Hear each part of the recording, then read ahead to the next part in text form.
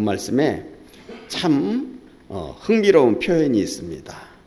근심은 근심인데 하나님의 뜻대로 하는 근심이라고 하는 문장입니다.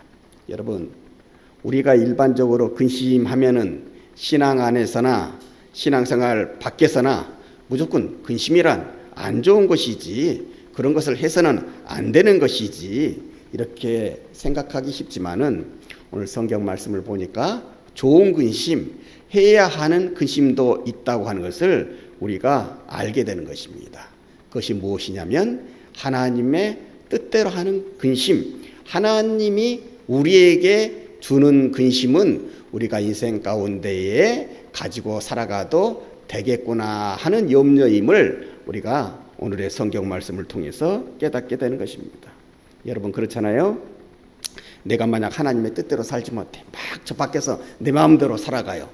그런데 막 내 마음대로 살면서 하나님의 자녀답게 살지 못하면서도 거기에서 두려움과 떨림, 내가 이렇게 살아서는 안 되지, 이런 걸 느껴야 되는데 만약 거기에서 그런 것을 못 느낀다고 하면 그것은 신학적으로 보면은 참으로 문제가 있는 것입니다. 왜냐하면 내가 밖에서 내 마음대로 살아가는데 하나님께서 날 간섭하지 아니하신다, 날 타치하지 아니하신다, 그런 생각이 든다면 아마 이렇게 생각해요. 하나님이 나를 선택하신 것 아니신가? 하나님이 나를 하나님의 자녀로 그리스도인으로 인정하시지 않는 것이 아닌가? 그렇지 않을 바에야 그렇지 않다면은 왜 나에게 내가 이렇게 잘못 살아가는데도 하나님이 날 간섭하지 아니하시는가? 우리가 그렇잖아요. 우리가 우리의 친자녀라면은, 사랑이 있는 자녀라면은 그 자녀가 나쁜 길을 간다 이 말입니다. 좋지 않은 길을 간다 이 말입니다. 그릇된 길을 간다 이 말입니다. 그러면은 부모의 입장에서 그걸 간섭하게 되죠. 너 그렇게 하면 안 되지. 나중에는 그렇게 가지 못하도록 이렇게 사랑의 맥까지도 들 수 있는 것 아니겠습니까? 그런 것을 겪게 될 때 그 자식이 이제 속이 있는 자식이면은 나중에라도 그렇게 깨닫게 되는 거. 야, 부모가 날 사랑하셨기 때문에 그렇게 못하게 했던 거지.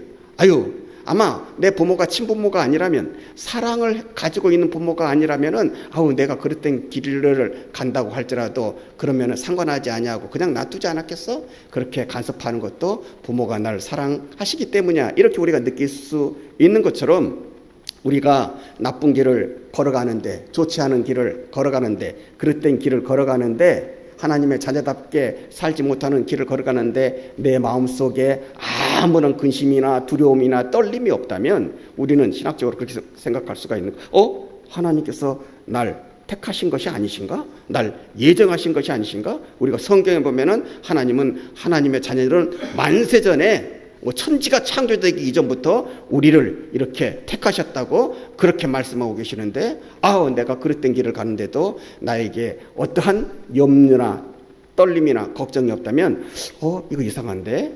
그런 마음이 없으니까 나는 하나님의 자녀로서 선택이 아니 되었구나 하는 생각을 우리가 할 수가 있다는 것입니다. 바로 이런 생각에서 우리가 잘못된 길을 걸어가게 될 때에 내가 이렇게 걸어가면 안 되지, 내가 하나님의 자녀인데 이렇게 살면 안 되지, 이렇게 생각할 줄 아는 염려, 이것을 이런 걱정을 오늘 성경 말씀은 하나님의 뜻대로 하는 염려다, 걱정이다, 근심이다, 이렇게 얘기하고 있다는 거예요.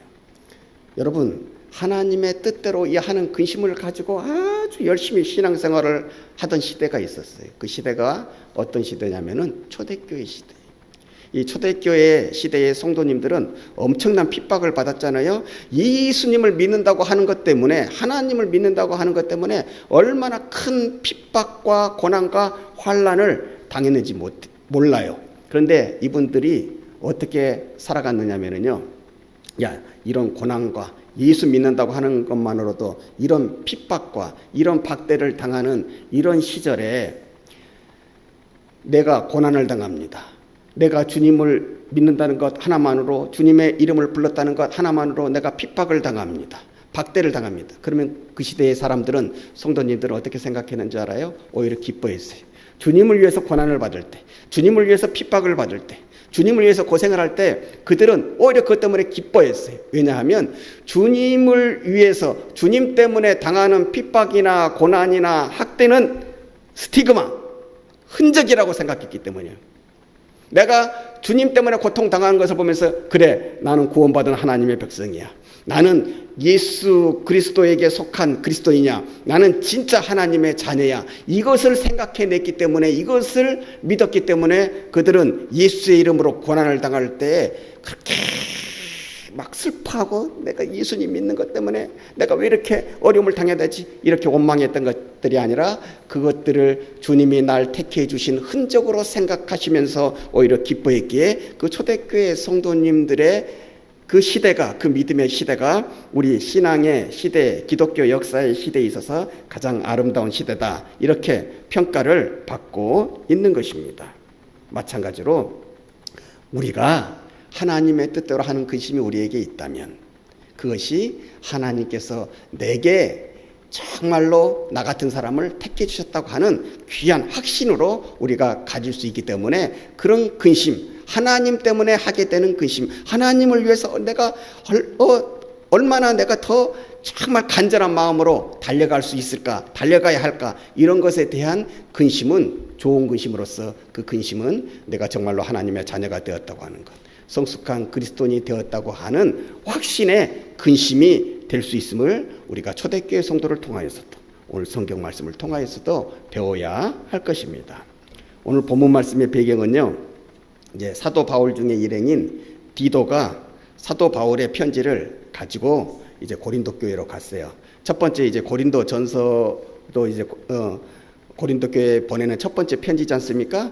그것을 갖고 갔을 때에는 별 효과가 없었어. 고린도 교회 교인들이 별로 돌아오질 않았어요. 회개를 하지 않았어요.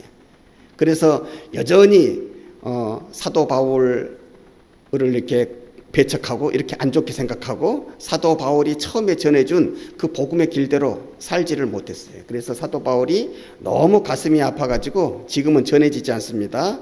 이 고린도 후서를 쓰기 전에 편지 하나를 더 보내요. 눈물의 편지라고 이름이 붙여져 있어요. 그렇게 알려져 있어요. 얼마나 간곡하게 정말 눈물을 흘리는 심정으로 그 편지를 썼는지 모릅니다. 그리고 그 편지에도 참 강하게 썼어요.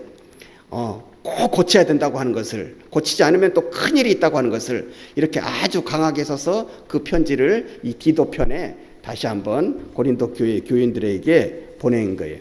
그런데 이 눈물의 편지를 받고 고린도 교회 교인들이 고린도 전서를 그렇게 첫 번째 편지를 받을 때처럼 뭐 거부하고 터부시할 수 있었지만은 하나님의 은혜로 말미암아서 이 눈물의 편지를 받고서는 이 사도 바울의 간곡한 마음이 이 고린도 교회 교인들에게 전해져 가지고 고린도 교회 교인들이 누이치기 시작한 거예요.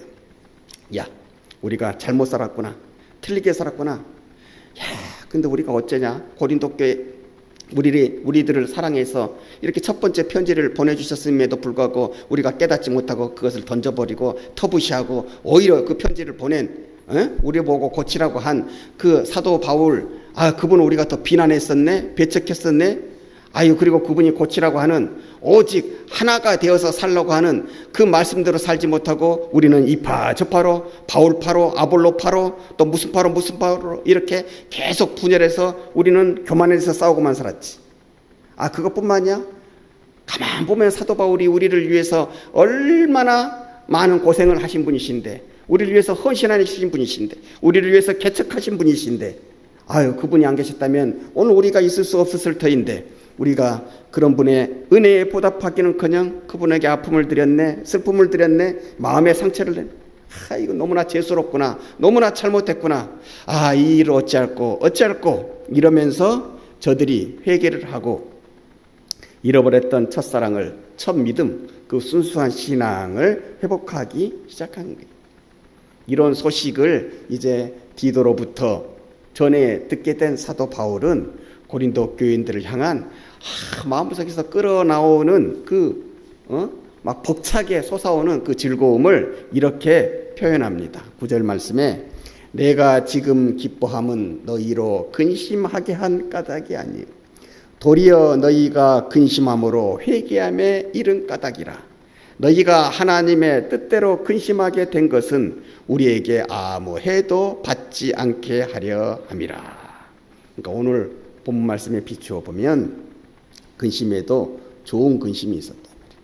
내가 너희에게 너희 마음의 근심거리가 될 그 편지를 내가 너희에게 던져 주었지만은 그것 때문에 나도 좀 떨리는 마음도 없지 않아 있었지만은 이제 디도로부터 그 소식을, 좋은 소식을 듣고 보니까 너희에게 하게 한 그 근심을 주었던 것을 내가 후회하지 아니한다. 왜냐하면 너희에게 주었던 그 근심이 너희에게 회개를, 구원에 이르는 회개를 만들었기 때문이라. 그렇게 말하면서 너희가 한 근심은 하나님의 뜻대로 한 근심이다, 이렇게 얘기합니다. 이 말을 좀 더 쉽게 풀어드리면 근심 중에도 선한 근심이 있다고 하는 것입니다. 하나님의 뜻대로 하게 되는 근심. 저는 이 근심을 오늘 여러분들에게 이 말씀으로 표현해 드리고 싶습니다. 선한 근심입니다. 선한 근심이 하나님의 뜻대로 하는 근심이요, 그런 근심은 우리의 신앙생활 가운데 있어야 우리가 정말로 더욱더 하나님의 자녀답게 성숙한 크리스찬으로서 살아갈 수가 있기에 그런 것입니다. 여러분, 그리스도인답게 하는 것, 이 하나님의 뜻대로 하는 선한 근심이 있으면은요, 그리스도인답게 하는 것. 우리가 그리스도인의 길을 벗어났을 때, 내가 하나님의 자녀인데 이렇게 살면 안 되지. 내가 예배에 잘 참석하고 싶지 않을 때에도, 주의를 잘 지키지 않고 싶을 때에도, 혹 어떻게 마음에 울적한 것이 있어서 교회에 안 나가고 싶을 때에도, 내가 이렇게 살면 안 되지. 내가 그리스도인인데, 하나님의 자녀인데. 그래서 그런 생각을 다 물리치고 회개하고 이렇게 교회에 나오는 그런 근심은, 나오게 하는 그런 근심은 참 좋은 근심이 되는 것입니다. 이런 근심이 있게 될 때 우리가 정말로 그리스도인으로서 더욱더 그리스도인답게 되어지는 것입니다. 처음에는 조금은 부족한 그리스도인이었지만 이런 선한 근심이 우리에게 있게 됨으로 말미암아서 우리는 좀 더 완성형의 그리스도인으로 나아가게 된다는 사실입니다. 그래서 이런 근심은 우리에게 꼭 필요한 것이라고 하는 것을 오늘의 성경 말씀을 통해서도 우리가 배울 수 있게 되는 것입니다. 그리고 또 하나 중요한 것, 앞서 말씀드린 것처럼 신학적으로도 굉장히 이 선한 근심은 필요한 것입니다. 내가 그리스도인임을, 내가 하나님의 자녀임을 확증받게 하는 것이 바로 이 근심인 것입니다. 이 선한 근심인 것입니다. 내가 자녀답게 살지 못할 때 나의 마음속에 자녀답게 살지 못하게 하는 것에 대한 두려움, 떨림과 같은 이런 근심이 있다면 내가 하나님의 자녀라는 강한 확신을 우리에게 내가 이런 근심을 가지고 살아가는 거 보니까 하나님이 날 택해 주신 건 맞네. 만세전에 날 예정해 주신 건 맞네. 내가 구원을 받은 사람임을 맞네. 이 선한 근심을 가짐으로 말미암아서 이러한 강한 확신을 우리가 가져갈 수 있다고 하는 것입니다. 초대교인들처럼, 초대교인들은 주님을 위해서 고난받는 것들을 자기가 예수님에게 속한 그리스도인에 된 것의 증거로 사용했습니다. 흔적으로, 그러니까 고난을 받으면 기뻐하는 거예요. 주의 이름으로 고난을 받으면 내가 구원받은 사람이 맞구나. 내가 하나님이 택한 사람이 맞구나. 내가 하나님의 자녀가 맞구나. 내가 천국 백성이 맞구나. 이런 사람들이 이걸 느끼며 살아갔던 것처럼 오늘 또 우리의 마음속에 선한 근심을 우리가 가질 수 있다면 우리는 하나님의 자녀로서의 강한 확신 속에 평안한 마음으로 이 세상이 얼마나 흔들리지 간에 하나님만을 바라다보면서 평안하게 걸어갈 수 있다고 하는 것을, 그런 신앙생활을 할 수 있다고 하는 것을, 막 흔들리는 사람들이 있다고 할지라도 나는 흔들리지 아니하는 신앙인으로 살아갈 수 있다고 하는 것을 오늘 성경 말씀을 통해서 우리가 다시 한번 깨달을 수가 있는 것입니다. 그래서 10절 말씀은 하나님이 주시는 근심과 세상 근심의 차이를 이렇게 설명합니다. 하나님의 뜻대로 하는 근심은 후회할 것이 없는 구원에 이르는 회개를 이루는 것이요, 세상 근심은 사망을 이루는 것이니라. 하나님의 근심은 결과론적으로 우리에게 큰 도움을 준다는 거예요. 이득을 준다는 거예요. 우리를 살리는 그러한 요소로 작동한다는 거예요. 그러나 세상이 주는 근심은 우리를 힘들게 하는 거예요. 우리를 거꾸로 뜨리는 거예요. 우리를 죽게 만드는 거예요. 그래서 세상이 주는 근심은 우리를 사망에 이르게 하는 것이지만은, 그래서 세상 명령 걱정은 우리 주님께서 뭐라고 말씀하시죠?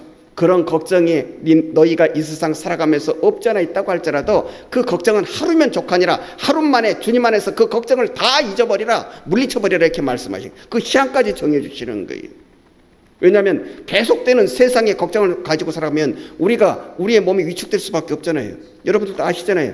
우리 병에 요즘은 이제 의술도 많이 발전하고 연구를 많이 하다 보니까 우리 병의 대부분의 원인이 어디에서 시작된다고 하는, 스트레스 아닙니까? 스트레스. 세상이 주는 스트레스, 세상이 주는 걱정, 염려, 이런 것들이 모두 스트레스가 되기 때문에 그게 우리의 병의 원인이 되는 거예요.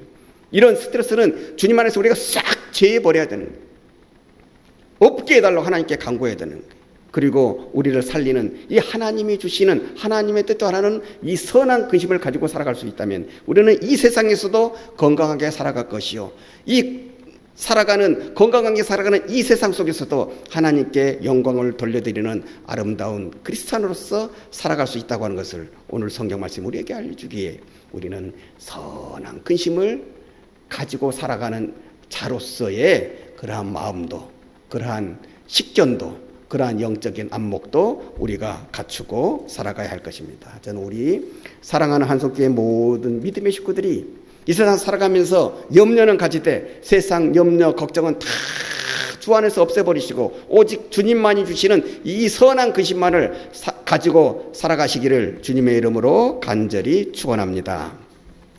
그래서 11절은 선한 근심의 효과를 이렇게 우리한테 설명해 주고 있어요.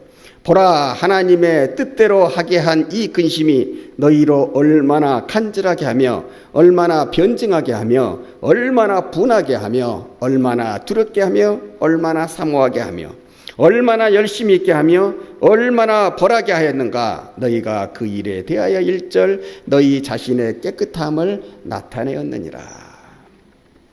하나님의 뜻대로 하게 하는 근심이 가지는 효과, 그래서 우리를 바꾸어 준다는 거예요. 우리를 변화시켜 준다는 거예요. 안 좋은 쪽에서 좋은 쪽으로, 은혜가 없는 쪽에서 은혜가 있는 쪽으로, 부족한 크리스찬에서 점점 더 완성되어져 가는, 성화되어져 가는 크리스찬으로 우리를 바꾸어 준다고 하는 거예요. 너희를 얼마나 간절하게 하느냐, 너희를 얼마나 변증하게 하느냐, 너희가 얼마나 열심히 있게 하며 사모하게 하느냐. 하나님의 일에 대해서, 주님의 이름에 대해서 우리가 뜨거움을 가질 수 있게 하는 것, 바로 그것이 하나님의 뜻대로 하는 근심이기에, 하나님의 뜻대로 하는 근심은 결국 우리를 크게 살려낸다고 하는 것입니다. 영적으로도 살려내는 것이요, 육적으로도 강건하게 한다고 하는 것입니다. 그래서 14절과 15절 말씀에 보면은 이렇게 기록되어 있습니다. 내가 그에게 너희를 위하여 잘한 것이 있더라도 부끄럽지 아니하니 우리가 너희에게 이른 말이 다 참된 것 같이 디도 앞에서도 우리가 자랑한 것도 참되게 되었도다. 그가 너희 모든 사람들이 두려움과 떨므로 자기를 영접하여 순종한 것을 생각하고 너희를 향하여 그의 심정이 더욱 깊었으니. 사도 바울께서 그렇게 얘기하시는 거예요.